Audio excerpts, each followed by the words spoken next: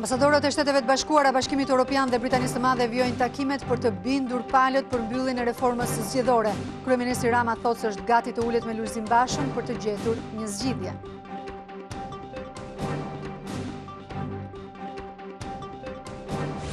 Njëzet e një raste të reja me koronavirus nga testet e kryera një ditë më parë në vend. Të infektuarit janë në Tiranë, Durrës, Shkodër, Krujë, Kamës dhe Mallakastër, por në spitalin Covid nuk ka pasur shtrime të reja.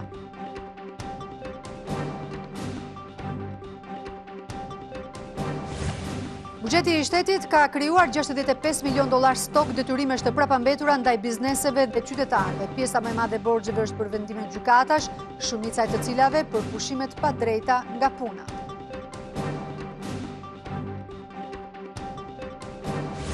Kuvendi i Kosovës mlidhet nesër për të votuar qeverinë e re të Abdullah Hotit. Lidhja Demokratike e Kosovës thotë se i ka votat e nevojshme edhe pa nevojën e mbështetjes së deputetëve të Partisë Demokratike.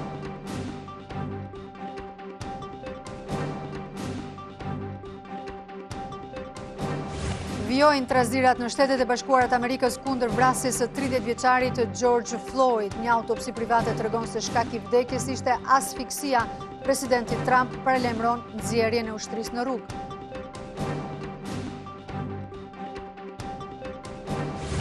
Superliga rikthehet nesër në fushë për të luajtur 10 ndeshjet e mbetura të sezonit. Përballja më e fortë është ajo mes Partizanit dhe Skënderbeut tek Byllisi që do të ndeshet me Tiranën, një lojtar rezulton i prekur me Covid-19.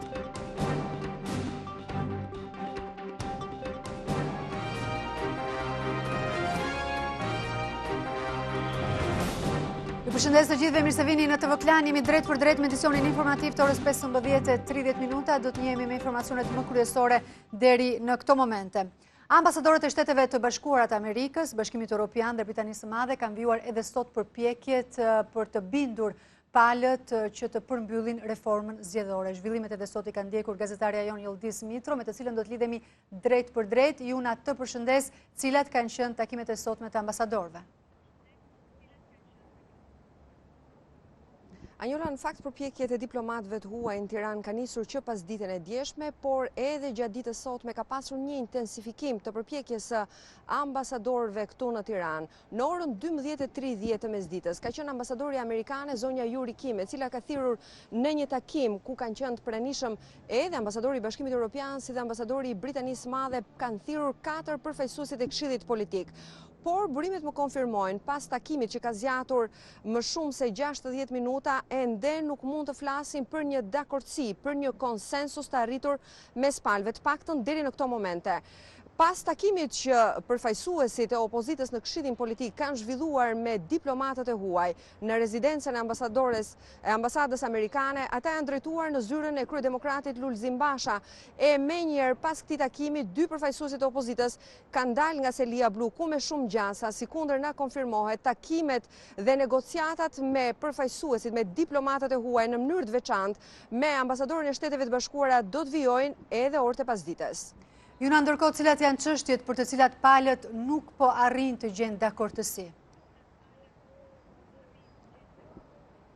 Janë disa në fakt çështjet ku palët nuk po arrin do të gjejnë dakordsinë, mes të cilave edhe çështja e administratës zgjedhore, çështja e kryekomisionerit administratorit të zgjedhjeve, si dhe çështja e kolegjit zgjedhor.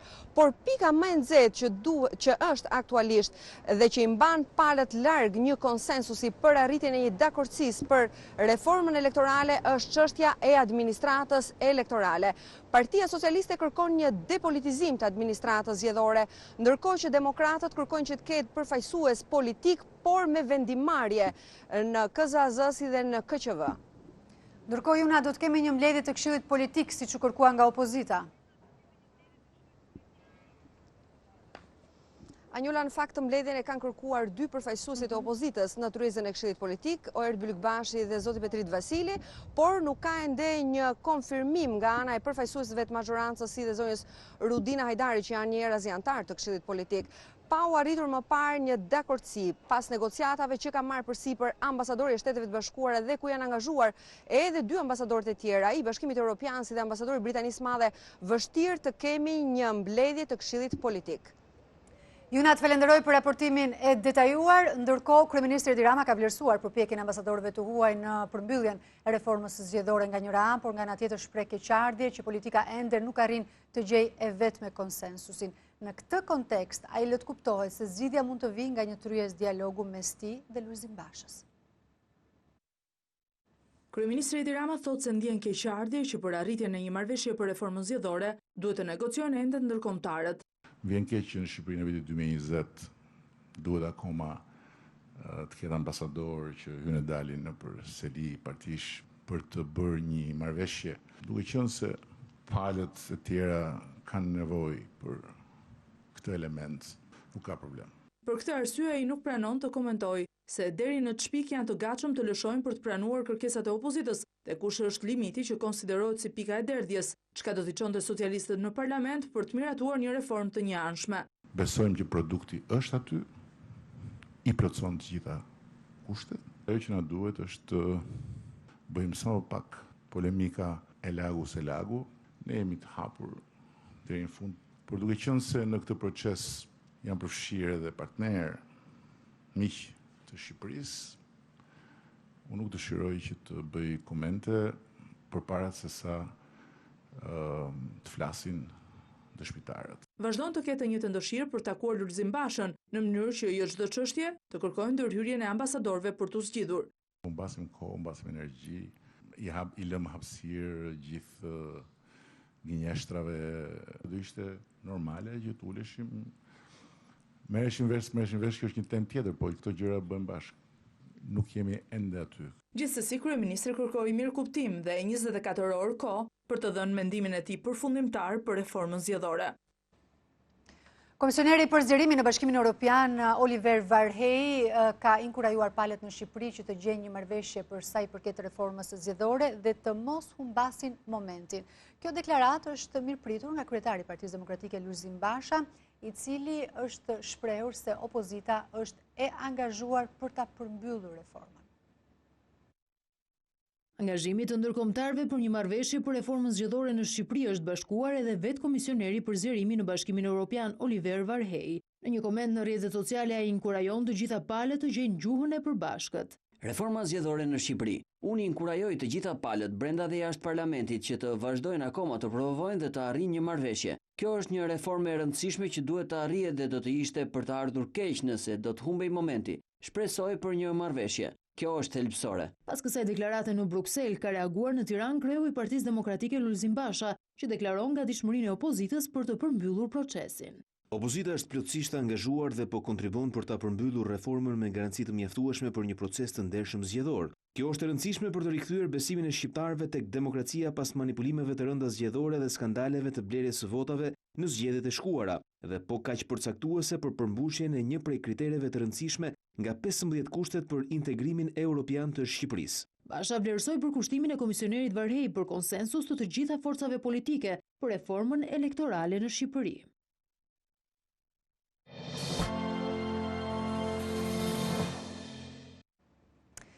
21 raste të reja me koronavirus janë identifikuar në 24 orët e fundit në vendin tonë, prej të cilëve 6 janë mjek. Ndërkohë, Ministria e Shëndetësisë thot se 62 vjeçari i cili ndorroi jetë gjatë natës ishte i prekur me COVID-19, por virusi nuk ishte shkaku i vdekjes së tij. Koronavirusi ka regjistruar sërish rritje të rasteve dhe zgjerim të artës së zonave ku ka të infektuar. Mes rasteve pozitive, 6 janë personel shëndetësor. Janë konfirmuar 21 raste pozitive, përkatësisht 14 në Tiranë, 3 raste në Krujë, ndërsa në Durrës, Shkodër, Kamës dhe Mallakastër kemi nga 1 rast të prekur me COVID-19. Janë testuar 45 personel shëndetësor, nga të cilët kanë rezultuar pozitiv 6 raste të reja. Në spitalin COVID në kryeqytet nuk ka patur shtrime të reja në 24 orët e fundit. Aktualisht po trajtohen 27 të prekur në spitalin infektiv, nga të cilët 4 janë terapi intensive dhe 1 prej tyre është i intubuar. Mbrëmjen e së hënës një 62 vjeçar ka ndruar jetë në shërbimin infektiv i prekur nga Covid, por mjekët thonë se nuk ishte virusi shkaktar i vdekjes. 62 vjeçari ishte bartës asimptomatik i COVID-19 dhe vuante nga cirozë hepatike, SPOK, insuficiencë e rënë kardiake, diabet dhe hipertension. Shkaku i humbjes së jetës sipas shërbimit efektiv është ciroza hepatike e stadit të fundit. Që për fillimit e epidemisë janë konfirmuar pozitiv me COVID-19, 1164 raste, 240 prej të cilëve janë ende aktiv në Tiranë, Durrës dhe Krujë. Kryeministri Edi Rama ka parë sot nga afër ambientet e spitalit COVID-3, i cili do të përdoret si karantinë në rast të një tjetër valje të re të infektuarish. Kreu i qeverisë tha se janë marrë të gjitha masat për të përballuar çdo situatë. Nga universitet deri pak vite më parë, ky është sot spitali më i ri, rikonstruktuar dhe pajisur vetëm brenda pak muajsh, në dispozicion vetëm për të sëmurët me COVID-19. Pasi vizituan ambientet, kryeministri dhe ministri e shëndetësisë nuk japin detaje mbi kostot e këtij investimi, që thonë se është bërë fal zemërgjerësisë së disa sipërmarrësve privat dhe ka një kapacitet prej 100 shtetërish. Janë gjitha të dokumentuara, por për të dhënë emrat në publik sot, na duhet edhe miratimi i tyre. Rama quan sukses menaxhimin e pandemisë deri në këtë fazë dhe thotë se qeveria është e përgatitur për një tjetër valë në vjesht. Për hapjen, pavarësisht vendimeve të qeverive të rajonit, thotë se në kufi tanë nuk do të kërkohet kryerja e tamponëve apo karantinimi. Kështu që për sa na takon nuk ka si problem. Ne i kemi hapur kufit, ne nuk do bëjmë as tampona, as detyrime për vetë karantinim të atyre që hynë. Komplet e kot. Gjendja fatkeqësisë natyrore nuk do të shtyhet, por qeveria po shikon mundësinë që të ketë akte të posaçme për zonat e plazheve. Për të pasur gjatë sezonit verës mundësinë që të ushtrojmë fuqinë legjislative të situatës. Sjelljen e drejtorit përgjithshëm të policisë përpara Komisionit të Sigurisë, lidhur me rastin e dhunës ndaj adoleshentit, e cilësoi gabim, por jo një arsye për ta shkarkuar nga detyra. Organizata botërore e shëndetit të thotë se situata emergjente e koronavirusit po zhvendoset nga perëndimi në lindjet e Europës. Zyrtarët e OBSH-s konstatojnë rritje të ndjeshme të infektimeve të reja në vendet e lindjes së kontinentit, kryesisht në Rusi. Në këtë vend, numri të prekurve ka arritur në mbi 423.000, duke u renditur i treti në botë. Vdekshmëria është megjithatë ndër më të ultat, në 1.1%, ndërsa në pjesën perëndimore OBSH konstaton ulje të ndjeshme, por u bën thirrje qeverive të mos e nënvlerësojnë situatën. Edhe në zonat ku nuk ka hotele, hapësira bregdetare mund të menaxhohet nga privatët, por Ministri i Mjedisit Blendi Klosi thotë se këtë vit rregullat do të jenë ndryshe. Administrimi i plazheve do të jetë ndryshe këtë sezon. Në zonat ku nuk ka hotele via bregdetare do të jepet privatëve për menaxhim, por 20% duhet të jetë e lirë. Detajet i dha Ministri i Turizmit Blendi Klosi në një takim në Durrës. Ne do të kërkojmë hapësira shumë të mëdha publike edhe për qytetarët, por edhe në hapësira të cilat do t'i afrohet hoteleve dhe restoranteve në zona që s'ka hotele, do të jetë e menaxhuar në sipas vendimit të Këshillit të Ministrave, 80% private, pra me sezona dhe me çadra, dhe në këto zona 20% do duhet t'i afrohet publikut. Klosi shpjegoi edhe mënyrën se aplikohet për të marrë në menaxhim hapësirë bregdetare dhe si do të bëhet monitorimi për shkelësit e rregullave. Sistemi do të jetë një sistem elektronik në i-Albania, nga 1 deri në 15 qershor do të pranohen aplikimet. Mjafton të futësh numrin e NIPT-it që ka biznesi, e gjithë situata do të jetë e monitoruar nga ajri. Për të përfituar një hapësirë plazhi, të interesuarit më parë duhet të plotësojnë disa kritere në kuadër të pandemisë së COVID-19.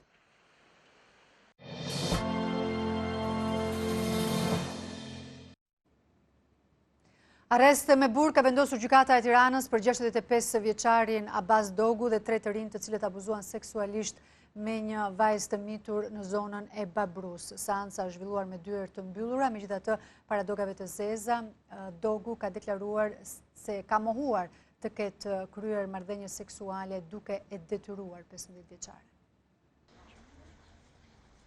Gjykata e Tiranës ka lënë në burg 65 vjeçarin Abbas Dogu dhe 3 të rinjt që u arrestuan pasi abuzuan seksualisht me një 15 vjeçare në Babru. Përballë togave të zeza fillimisht është paraqitur 65 vjeçari dhe i riu Klajdi Poçi. Ata kanë mbuluar fytyrën me duar për të mos u fiksuar nga kamerat. Masa për 2 të miturit është zhvilluar veçmas për shkak të moshës së tyre në prani edhe të psikologes. Avokatët mbrojtës të miturve kërkuan mas më të lehtë sigurie, por nuk u pranua nga gjykata, duke i lënë në burg deri në përfundim të hetimeve. Seanca është zhvilluar me dyert të mbyllura, ndërsa mësohet se 65 vjeçari ka pranuar se ka kryer marrëdhënie seksuale me të miturën, por ka mohuar të ketë ushtruar dhunë ndaj saj. Abuzimi seksual dyshohet se ka nisur 3 vite më parë në kohën që Dogu ishte roje në shkollën ku bënte pjesë edhe adoleshentja. Sa i të hetimeve ka rezultuar se Dogu kishte abuzuar seksualisht me dhunë me të miturën dhe pas abuzimit i kishte bërë video intime. Këto video ua kishte dhënë 3 personave, 20 vjeçarit Klajdi Poçi dhe 2 të miturve të moshës 16 dhe 15 vjeç, të cilët në bashkëpunim me njëri tjetrin nën kërcënimin e publikimit të videos kanë kryer marrëdhënie seksuale me dhunë me adoleshenten. Ministri i Brendshëm Sandër Leshaj thotë se 4 janë qarqet problematike sa i përket të kultivimit kanabisit në vend. Ai ka kërkuar edhe bashkëpunimin e pushtetit lokal në këtë drejtim. Ministri i Brendshëm Sandër Leshaj kërkoi angazhim maksimal në luftën kundër kultivimit të kanabisit. Ai thotë se pushteti vendor duhet marrë më shumë përgjegjësi për të goditur këtë veprimtari kriminale. Sipas ministrit, 4 qarqe vazhdojnë të mbeten problematike, ndërsa sqaroi se policia do të përdor edhe flotën ajrore për zbulimin e parcelave me kanabis. Policia duhet të angazhohet edhe në operacionet e saj për monitorimin e territorit, monitorimin ajror. Në funksion të monitorimit ajror duhet që me intensitet të lartë tashmë të përdoret flota jon ajrore që kemi në dispozicion, flota helikopterëve. Sipas informacioneve që zona me risk konsiderohen ende disa qarqe të vendit, si qarku i Gjirokastërës, i Shkodrës, i Durrësit, i Vlorës. Tentativa për kultivim ka në shumë qarqe të vendit. Leshaj kërkoi luftë edhe brenda radhëve të uniformave blu. Për fat keq, do të them që edhe si vjet ka patur raste të tilla punonjësh policie të cilët ose s'kan bërë detyrën në rastin më të thjesht, ose e kanë bërë keq, ose janë përpjekur për ta dëmtuar ata përmes përfshirjes veprimtari paligjshme dhe kriminale. Një ditë më parë në një raport të Agjencisë për Monitorimin e Drograve dhe Europol parashikonte se në Shqipëri do të rritet kultivimi i kanabisit gjatë vitit 2020, si pasojë edhe të angazhimit të policisë me masat anti-Covid-19. Një ngjarje e pazakontë ka ndodhur mëngjesin e sotëm në qytetin e Elbasanit. Pasi goditi një automjet në rrugë, një 34 vjeçar ka shkatëruar me makinë derën e komisariatit policisë. Bëhet fjalë për Bledar Lazarenin, i cili pasi ka hyrë në obor, ka dalë nga mjeti i tij tip Toyota dhe ka kërcënuar policët me një pistolet me gaz. 34 vjeçari nuk u është bindur thirrjeve të efektivëve, por ata kanë mundur ta neutralizojnë disa minuta më vonë. Policia thotë se i riu ishte në gjendje të rënduar psikologjike.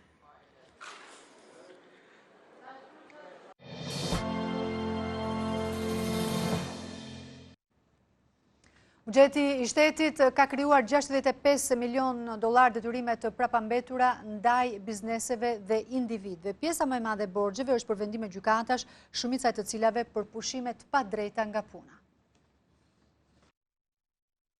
Buxheti i shtetit është futur sërish në gangrenën e detyrimeve të prapambetura, ku në shumicën e borxheve që institucionet kanë dhe palëve të treta dominojnë vendimet e gjykatave, pjesa më e madhe për pushime nga puna. Në total për 3 muajt e parë të vitit, stoku i detyrimeve që shteti ka ndaj bizneseve dhe qytetarëve arrin në $65 milion, ku $14.2 milion janë detyrime të reja, të krijuara në periudhën e muajve janar-mars 2020. Nga $65 milion në total, më shumë se gjysma, $40 milion, janë pagesa që buxheti duhet të japë për vendime gjyqësore, të fituara nga palë që kanë paditur autoritetet shqiptare.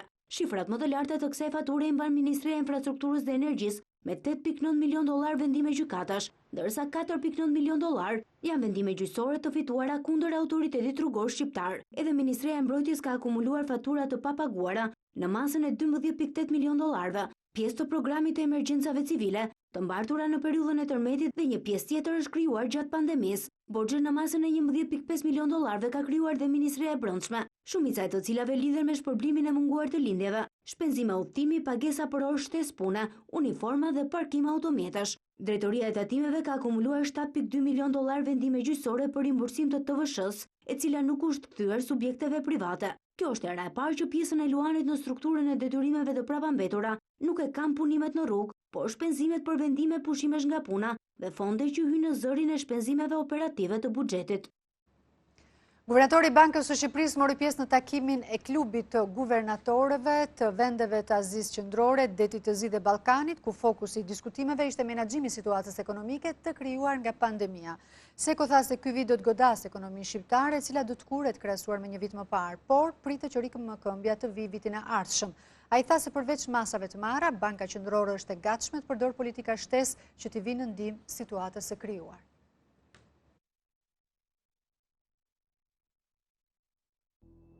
tvklan.al, webi më i klikuar ndër të gjithë televizionet mbar shqiptare. Lajmi i fundit, gjithçka ndodh në vend, rajon dhe botë. I gjeni në kohë reale në tvklan.al. Informohu në lëvizje vetëm me një klikim në celularin tuaj, edhe në aplikacionin tvklan.al. Video dhe lajme për çdo emision, dhe të rejat apo sinopse të serialeve tona, vetëm në tvklan.al. Besueshmëri, shpejtësi, cilësi dhe interaktivitet. Klan, televizioni mbar shqiptar më i ndjekur. Kryesia e Kuvendit të Kosovës vendosi që seanca për votimin e qeverisë së re të mbahet nesër, ndërkohë lëvizja vetëvendosje ka nisur mbledhjen e firmave për zgjedhjet e reja. Qeveria e re e Kosovës e drejtuar nga Abdullah Hoti i LDK-s pritet të votohet të mërkurën në orën 11. LDK pretendon se i ka votat për votimin e qeverisë. Shefi i këtij grupi parlamentar Arben Gashi, pas mbledhjes së kryesisë së Kuvendit, ka thënë se për çështje të votave nuk kanë biseduar me asnjë deputet të PDK-s. Parti kjo, e cila do të vazhdoj të mbetet në opozit bashkë me LVV-n, nëse qeveria Hoti nesër i merr votat e mjaftueshme. Ne jemi të bindur që kemi votat e mjaftueshme për të formuar qeveri. Po në fundit është e drejtë e deputetëve, ndërsa ata nuk bindën, mendojnë që ka opsione tjera më të mira, plotësisht e respektueshme si vullnet. Ndërkohë lëvizja vetëvendosje ka nisur mbledhjen e nënshkrimeve për peticionin Duam zgjedhje. Peticion ky, i cili online ka nisur më 30 maj. Mbledhja e nënshkrimeve potencialisht është menduar që të zgjatë 30 ditë, pra një muaj, dhe pas një muaji do të dalim me numrin e nënshkrimeve që do ta mbledhim për këtë. Deri tash janë mbledhur rreth 50.000 nënshkrime. LDK-ja synon të bashkëqeverisë me AAK-n, nismën dhe listën serbe, derisa AKR-ja ka premtuar se do të votoj për qeverinë Hoti, por nuk do të jetë pjesë e saj. Blerta Dalloshi Berisha, tvKlan Prishtinë. Më shumë detaje për këtë çështje do të na jap drejt për drejt nga Prishtina Blerta Dalloshi Berisha. Blerta, të përshëndes, a dihet tashmë se cila do të jetë përbërja e qeverisë së re?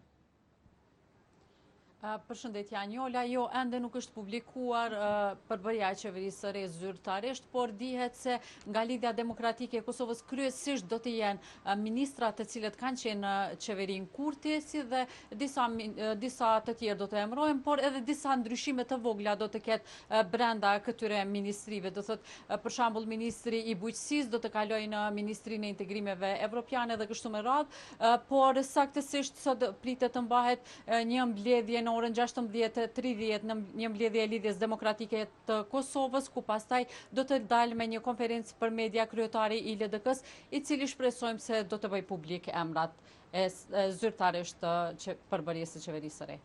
Blerta, të falenderoj për raportimin. Nga Prishtina zhvendosemi në Maqedoninë e Veriut, ku sërish ka pasur shtim të rasteve të reja me COVID-19, drejt për drejt nga Tetova është Xhumadie Ibrahimi. Xhumadie, të përshëndes. Ndërkohë, cilat janë vatrat më të nxehta të virusit, Xhumadie? Po, përshëndetje Anjola, atëherë vatrat më të nxehta të infektuarve me COVID-19 në Maqedoninë e Veriut janë kryesisht komunat shqiptare, numri më i madh pra është në komunat shqiptare, edhe ato komuna e Çajirit, Studeniçanit, Sarajit, njëkohësisht Tetova është një ndër vatrat e reja me numër më të madh të infektuarve, komuna e Aerodromit dhe disa komuna të tjera. Gjatë 24 orëve të fundit kemi pasur edhe 67 raste të reja të infektuarve me COVID-19, ku numri përgjithshëm ka arritur në 2384 persona. Ministri i Shëndetësisë Venko Filipçe gjatë ditës së sotme njoftoi se pikërisht në këta komuna, në këto rajone ku ka numër më të madh të infektuareve, apeloi që të bëhet screening më masiv dhe njëkohësisht njoftoi se po shqyrtohet mundësia së bashku me Komisionin e Sëmundjeve Infektive në qoftë se pikërisht këta komuna dhe nëse do të ketë edhe në vazhdimsi numër më të madh të infektuareve të futen në karantinë sërish apo jo. Mirë po, ai njëkohësisht apeloi tek qytetarët që të respektojnë rekomandimet e institucioneve kompetente, i cili njëkohësisht theksoi se në mungesë të mos respektimit të rekomandimeve kemi një situatë të tillë. Mirë po, këtu në Maqedoninë e Veriut partitë politike ende vazhdojnë përplasjet rreth datës së mbajtjeve së zgjedhjeve të parakohshme parlamentare. Gjumadiet, falenderoj për informacionet e detajuara. Kthehemi në Tiranë, ku së shpejti do të ketë një akademi bicikletash. Detajet i ka dhënë kryetari i bashkisë Erion Veliaj. Shumë shpejt në vend do të hapet Akademia e Bicikletave. Së bashku me 10 vogëlush që po mësonin rregullat e qarkullimit në ditën e bicikletave, kryebashkiaku Erion Veliaj tha se hapja e akademisë synon edukimin dhe nxitjen e fëmijëve të mësojnë rregullat e trafikut rrugor. Do të hapim Akademinë e Durotakëve, e kemi pasur në mënyrë periodike, tani do ta bëjmë permanente, pra Akademia e Bicikletës. Ne po mësojmë bicikletat edhe në qertë dhe në kopsht, sigurisht me rrotat ndihmëse, por duam që për çdo që nuk e di bicikletën dhe do t'i bashkohet ti revolucionit bicikletës, të na bashkohet çdo fundjavë. Sipas Veliajt, pandemia e Covid-19 me kufizimin e lëvizjes solli edhe ndryshim të stilit të jetesës së qytetarëve. Dhe përdorim makinën për tipun durrës ose në periferi, po në vende të vogla, në distanca të vogla, tani që janë bërë korsi pafund bicikletash, besoj që është mënyra më e shëndetshme për të vazhduar jetën në Tiranë. Për të patur një mjedis dhe ajër më të pastër, Veliaj tha se edhe policia bashkiake po transformohet me makina elektrike.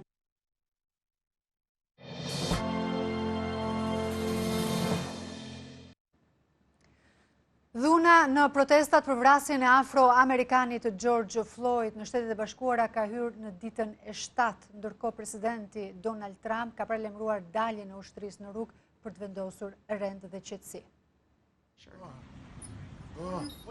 George Floyd, afroamerikani 46 vjeçar, është vrarë nga policia gjatë arrestimit në 25 maj në Minneapolis dhe tashmë këtë e konfirmon zyrtarisht autopsia private e kryer nga ekspertët mjekoligjor me kërkesë të familjarëve. Autopsia konstaton se ai pësoi infarkt nga asfiksia pasi policët i penguan frymarrjen, duke i ushtruar presion me gjuhë prapa qafës. Duket qartë edhe nga këto pamje të gjiruara gjatë tentativës për arrestim, forca që ushtron policin në qafën e viktimës. Raporti përfundimtar hedh poshtë atë paraprak të publikuar disa ditë më parë, ku thuaj se dhuna policore nuk ishte shkaku i vdekjes së tij, por përveç se kanë shprehur indinjatën duke sulmuar komisariatet e policisë, institucionet dhe kanë djegur automjetet e tyre, protestuesit kanë sulmuar dhe plaçkitur deri biznese luksoze si në rastin e Washingtonit.